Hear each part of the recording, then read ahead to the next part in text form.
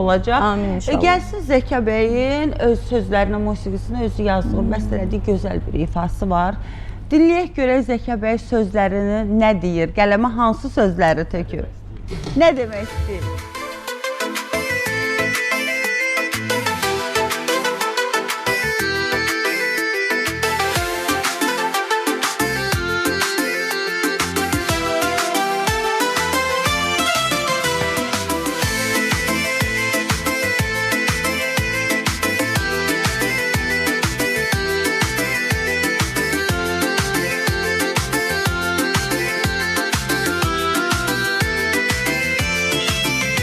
Yaz sevgi sətirlərinə, yaz sevgi sətirlərinə, qoy xatirə qalsın, qoy xatirə qalsın.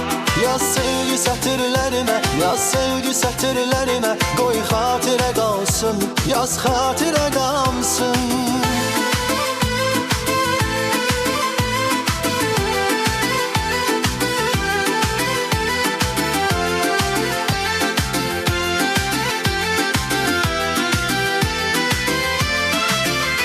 Tek sənlədir axı qəlbim, bu eşqə sadıqəm mən. Bir sevgi şərabım mən, məst olan aşiqəm mən. Sənsizliyin avuşuna düşmüşəm mən biçarə. Sənsizliyin içində axtarıram bir çarə. Yaz sevgi sətirlərinə, yaz məni bir ömürlük yaz. Qoy xatirə qalsın, yaz xatirə qalsın. Dəymədi əlim əllərinə, yaz bunu bir ömürlük yaz. Qoy xatirə qalsın, yaz xatirə qalsın.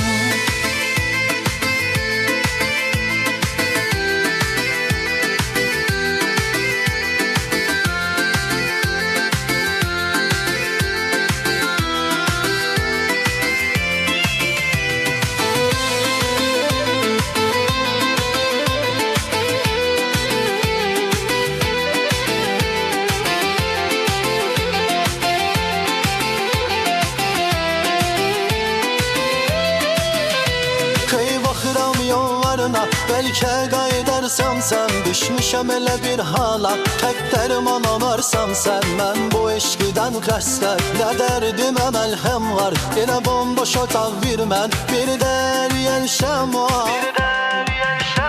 Yaz sevgi sətirlərinə, yaz məni bir ömürlük yaz. Qoy xatirə qalsın, yaz xatirə qalsın. Dəymədi əlim əllərinə, yaz bunu bir ömürlük yaz. Qoy xatirə qalsın, yaz xatirə qalsın.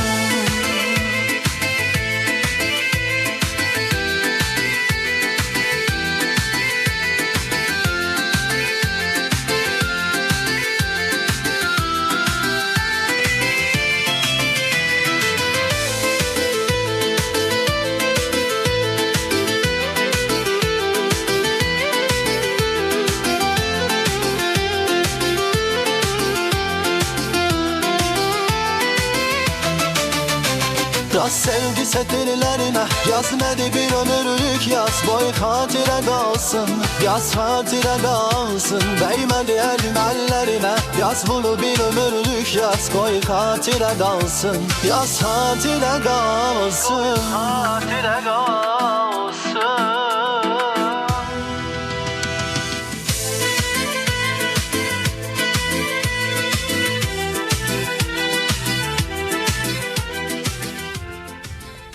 Nə gözəl, təşəkkür edirik Zəka bəy, təşəkkür edirik. Deyir, yaz xatirə qalsın. Kimə qalsın? Bu xatirələr hara qalsın? Yəqin ki, qarşı tərəfə deyirik ki, yaz bir ömür xatirə qalsın, nə vaxtsa.